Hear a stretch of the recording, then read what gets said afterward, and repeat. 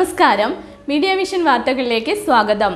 കഴിഞ്ഞ 4 ദിവസങ്ങളിലായി നടന്ന പേരാമ്പ്ര ഉപജില്ലാ കലോത്സവം സമാപിച്ചു. ബാലുശ്ശേരി MLA അഡ്വക്കേറ്റ് സച്ചിൻ ദേവ് ഉദ്ഘാടനം ചെയ്തു. കഴിഞ്ഞ 4 ദിവസമായി വെള്ളിയൂരിൽ നടന്നുവന്ന പേരാമ്പ്ര ഉപജില്ലാ കലോത്സവം സമാപിച്ചു. സമാപന സമ്മേളനം ബാലുശ്ശേരി MLA KM സച്ചിൻ ദേവ് ഉദ്ഘാടനം ചെയ്തു.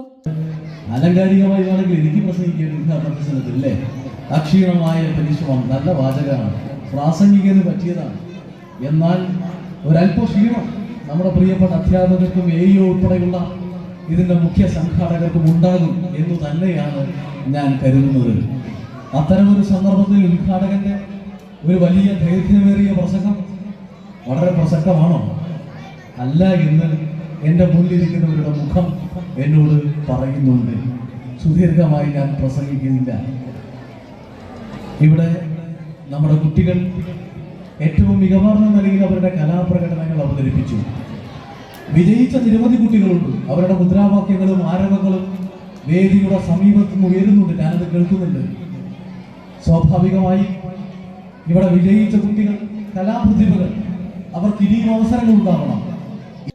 Nochad panchayat vice president PM Kunhikannan ചടങ്ങിൽ അധ്യക്ഷത വഹിച്ചു. നൊച്ചാട് ഹയർ സെക്കൻഡറി പ്രധാന അധ്യാപിക ബിന്ദു M സ്വാഗതം പറഞ്ഞു. വിജയികൾക്കുള്ള ഉപഹാര സമർപ്പണം AEO KV പ്രമോദ് നിർവഹിച്ചു.